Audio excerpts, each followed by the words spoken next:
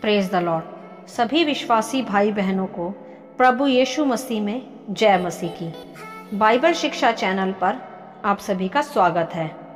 आज मैं आपके लिए बाइबल की पुस्तक से एक धनवान मूर्ख का दृष्टांत लेकर आई हूँ, जो आपको लूका अध्याय 12 का 13 से 21 वचन में मिलेगा।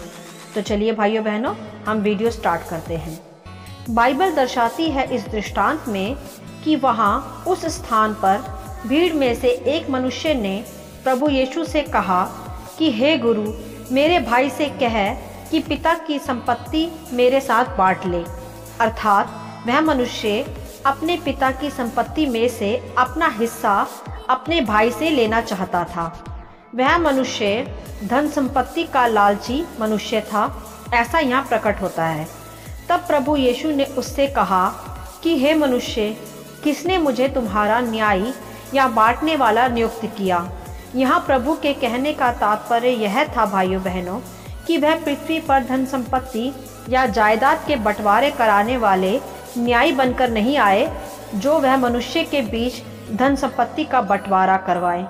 प्रभु तो जीवन रूपी न्याय को करने पृथ्वी पर आए थे, अर्थात मनुष्यों को ऐसी लोभ लालसाओं से बाहर निकालने तथा ऐसी लालसाओं से मन फिराने का ज्ञान देने वह पृथ्वी पर मानव रूप में आए थे। इसीलिए प्रभु ने उस मनुष्य को ऐसा कहा। तब आगे हम देखते हैं कि प्रभु ने वहाँ कहा कि चौकस रहो और हर प्रकार के लोभ से अपने आप को बचाए रखो, क्योंकि किसी का जीवन उसकी बहुतायत की संपत्ति से नहीं होता। अर्थात वहाँ प्रभु यीशु ने उस मनुष्य को भी अपनी लालसाओं से मन फिराने के विषय में उस घड़ी सिखाया और यह भी कहा कि उसका जीवन किसी भी धन संपत्ति से बच नहीं सकता। तब आगे हम देखते हैं कि प्रभु ने वहाँ एक दृष्टांत समझाया और कहा कि किसी धनवान मनुष्य की भूमि में एक बड़ी उपज हुई। तब वह मनुष्य अपने मन में विचार करने लगा कि मैं अब क्या करूं, क्योंकि वह सोचने लगा कि मेरे पास तो इतनी जगह नहीं है, तो मैं ये सब उपज कहाँ रखूं। और उसने कहा, मैं ऐसा करता हूँ कि मैं अपनी बखारियाँ तोड़कर उनसे बड़ी बनाऊँगा। बखारियाँ अर्थात बाउंड्रीज तोड़कर बड़ी बनाऊँगा तथा वहाँ अपना सब अन्न और संपत्ति रखूँगा। और आगे उसने कहा कि और मैं अपने प्राण से कहूँगा कि हे प्राण, तेरे पास बहुत वर्षों के लिए बहुत संपत्ति रखी है, तो तू चैन कर, खा पी तथा सुख से रहता जा। ऐसा वह मनुष्य अपने मन में विचार कर कहने लगा, क्योंकि इस दृष्टांत का मनुष्य अपनी धन संपत्ति से प्रेम करने वाला था।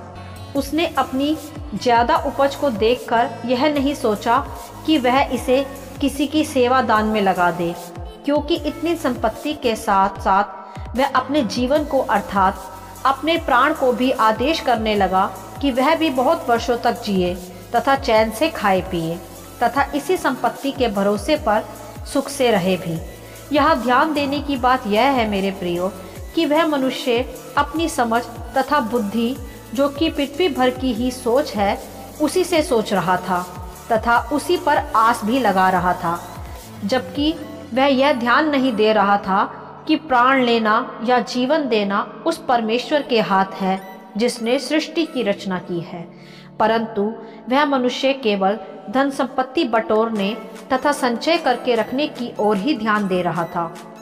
कभी कभी मेरे प्रियो, हम भी केवल अपने जीवन में धन संपत्ति जायदाद को जोड़ने तथा दूसरों से अपना हिस्सा मांगने की ओर ही लगे रहते हैं और अपना पूरा जीवन इन्हीं सभी बातों में व्यर्थ गवा देते हैं, जो कि यह सब कुछ केवल पृथ्वी मात्र का ही साथ है, जो कि हमारे प्राण निकलने के पश्चात यही रह जाएगा।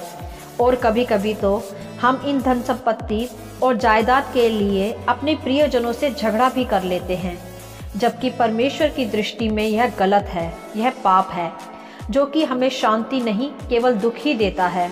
तो मेरे प्रियो, ऐसा बिल्कुल ना करें। तब आगे हम देखते हैं कि लिखा है, परमेश्वर ने उससे कहा कि हे मूर्ख, इसी रात तेरा प्राण तुझसे ले लिया जाएगा। तब फिर जो कुछ भी तूने इकट्ठा किया है, तब वह किसका होगा, यह सोच।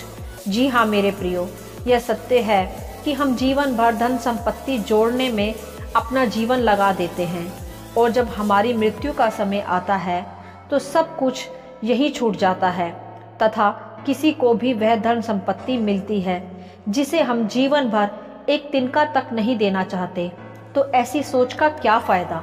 इसीलिए मेरे प्रियो, परमेश्वर से प्रेम रखें, उसी में दिन रात जुड़े रहें तथा अपने भाई बंधुओं से प्रेम रखें। यदि किसी को आवश्यकता हो तो उसकी मदद भी करें तथा बाइबल दर्शाती है यदि कोई तुमसे एक कुर्ता मांगे तो उसे 2 दे दो, अर्थात मन के दीन तथा दयालु बने। और बाइबल यह भी दर्शाती है कि पृथ्वी भर की नहीं वरन स्वर्ग की वस्तुओं पर चित्त लगाओ, वहां धन इकट्ठा करो जिसमें कीड़ा नहीं लगता। पृथ्वी के धन से तो कोई लाभ नहीं, वो तो मृत्यु के बाद ही समाप्त हो जाएगा। तब आगे हम देखते हैं कि लिखा है, परमेश्वर ने वहां कहा कि ऐसा ही वह मनुष्य भी है जो अपने लिए धन बटोरता है, परंतु परमेश्वर की दृष्टि में वो धनी नहीं है। जी हाँ मेरे प्रियो, जो भी पृथ्वी पर धन बटोरने में लगा रहता है तथा अपनी धन संपत्ति का लालची होता है, वह परमेश्वर की दृष्टि में धनी नहीं है। और जो परमेश्वर की दृष्टि में धनी नहीं है, उसका पृथ्वी पर का जीवन चाहे वह कितना भी धनी क्यों ना हो, सब व्यर्थ है। इसी प्रकार परमेश्वर ने उस मूर्ख धनी व्यक्ति को दृष्टांत के द्वारा समझाया जो कि अपने पिता की संपत्ति में अपना हिस्सा मांग रहा था। तो भाइयों बहनों, यह जीवन पृथ्वी की वस्तुओं को संचय करने तथा अपनी धन संपत्ति का लालसा करने के लिए परमेश्वर ने हमें नहीं दिया। ये सत्य है कि पृथ्वी पर हमें सभी भौतिक वस्तुओं की आवश्यकता होती है जिसे हमें कमाना भी पड़ता है, पर क्या हमने स्वर्ग की वस्तुएं कमाई है जो कभी अनंत काल तक समाप्त नहीं होगी। ये पृथ्वी की वस्तुएं तो प्राण के निकल जाने के पश्चात किसको मिलती है ये कोई नहीं जानता। जीते जी तो मनुष्य अपनी संपत्ति का एक भाग भी किसी को देना नहीं चाहता तथा पिता की संपत्ति में अपना हिस्सा मांगता है, परंतु मरने के पश्चात वह किसको मिली यह वह नहीं जानता। ऐसा मनुष्य परमेश्वर की दृष्टि में धनी नहीं वरन अब भी कंगाल है, क्योंकि उसने परमेश्वर के राज्य के लिए धन एकत्रित किया ही नहीं होता, जो कि अनंत काल का जीवन है, जो कभी समाप्त नहीं होता। और वे केवल परमेश्वर की आज्ञाओं पर चलने वालों को, अपने भाई से, अपने पड़ोसी से अपने समान प्रेम करने वालों को तथा ज़रूरतमंदों की मदद करने वालों को मिलता है। यदि मेरे प्रियो, परमेश्वर ने आपको भी धनी बनाया है तो आप भी अधिक धन संचय करने की लालसाओं में ना लगें तथा कभी धन संपत्ति के लिए अपने भाई बंधुओं से झगड़ा ना करें। और यदि हो सके तो अधिक आशीषें मिलने पर आप किसी ज़रूरतमंद की मदद करें। इसी तरह आप पृथ्वी पर भी तथा पृथ्वी के बाद भी सदा धनी ही बने रहेंगे। आपके संपूर्ण जीवन में तथा अनंत काल के जीवन में भी आशीषों की वर्षा सदा होती रहेगी। यही है इस दृष्टांत का अभिप्राय। तो आप इसे अपने जीवनों में भी लागू करें, क्योंकि मेरे प्रियो, जब न्याय का दिन आएगा तो परमेश्वर हमारे धन को कि वह पृथ्वी पर कितना हमने इकट्ठा किया यह नहीं देखेगा, वरन वह यह देखेगा कि हमने धनी होने के बावजूद भी कितना अपने हृदय को दीन तथा करुणामय रखा तथा दूसरों की सहायता की तथा धन संपत्ति के लिए कभी अपने भाइयों से झगड़ा नहीं किया।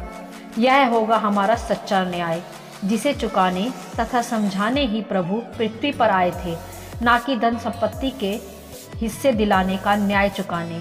जैसा वह मूर्ख धनी मनुष्य प्रभु से कह रहा था कि प्रभु उसे पिता की संपत्ति में हिस्सा दिलाने का न्याय करे। हालेलुया। आशा करती हूँ इस दृष्टांत का संक्षिप्त विवरण आप सभी को समझ में आया होगा। परमेश्वर आपको अपनी पवित्र आत्मा की भरपूरी से सदा भरता रहे। आप इसे दूसरों के साथ भी बांट सकते हैं, क्योंकि हमारे प्रभु यीशु मसीह की यही इच्छा है। आमीन and God bless you all.